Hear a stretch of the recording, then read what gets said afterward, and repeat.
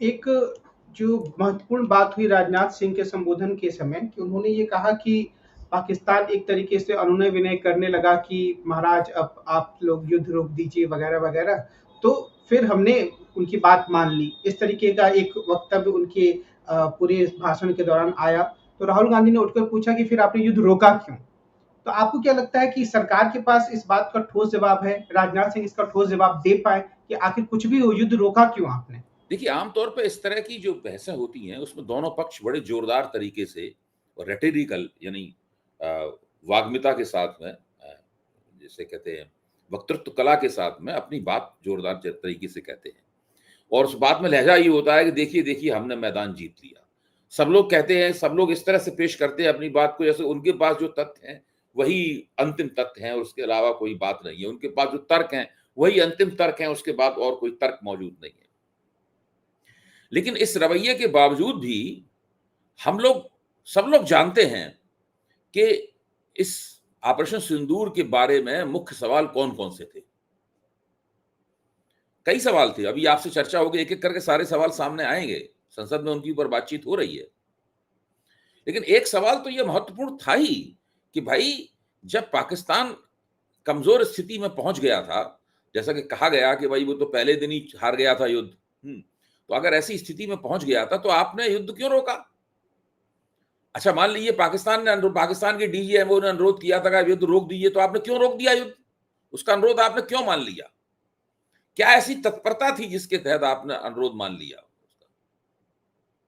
भाई आप भी प्रतीक्षा से ही कर रहे थे कि भाई उसका अनुरोध आए और हम मान लें। इसका मतलब है कि आपको और पाकिस्तान को दोनों को किसी और तीसरी शक्ति ने तैयार कर दिया था कि भाई इस तरह का प्रस्ताव आएगा, आप उस प्रस्ताव को तत्परता से मान लीजिएगा। जैसे कोई पंच कहीं बैठा हुआ हो और वो दोनों को दो संघर्षरत पक्षों के बीच में विराम कराने के लिए उसने सारी सेटिंग कर दी हो। तो ये तो एक सवाल है ही। ये सवाल केवल राहुल गांधी के मन में, मेरे मन में और आपके मन में, किसी और के मन में नहीं है। ये सवाल भारतीय जनता पार्टी के समर्थकों के मन में है। और ये पहली बार है ऐसा कि भारतीय जनता पार्टी के समर्थकों के मन में ये सवाल आया है कि भाई युद्ध क्यों रोका गया? क्योंकि इससे पहले जो माहौल बनाया गया था, का 1-2-3 साल से ये माहौल बन रहा था कि भारत जो है वो पाक अधिकृत कश्मीर के ऊपर कब्जा कर लेगा। संसद में अमित शाह ने जिस तरह की बातें कही थी, बहुत ही खम ठोक के बातें कही थी, उनमें भी ये निकल के आता था। सारे जवाहरलाल नेहरू को, इंदिरा गांधी को, कांग्रेस के शासनकाल को आप लगातार इन्हीं सवालों को लेकर आड़े हाथों लेते थे। तो जब आपके पास ये मौका आया तब, और उस वक्त आपका समर्थक मीडिया तो लाहौर पे, कराची पे, सब जगह कब्जा करवा रहा था। यहां तक कि वो चाय भी बताई जा रही थी, कराची में चाय कौन सी मिलती है, अब वही चाय चल के पियेंगे। इस प्रकार की बातें हो रही थी मीडिया के ऊपर।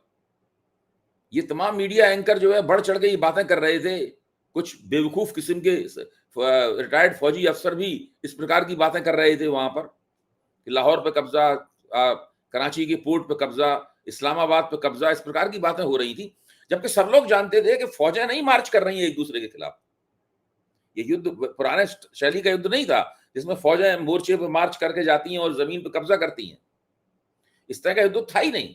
लेकिन टीवी पे इस तरह की चर्चा चल रही थी और इस तरह की भौंडी बेहूदी भारत मीडिया की पूरी साख गिराने वाली इस चर्चा को चलने दिया गया।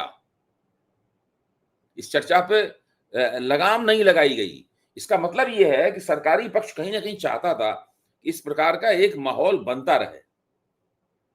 तो एक तरफ तो इस तरह का माहौल बनाया जा रहा था, दूसरा बात संसद में कहा जा रहा है कि हमारा काम हम जमीन पे कब्जा नहीं करना चाहते थे, हम पाक अधिकृत कश्मीर को नहीं लेना चाहते थे।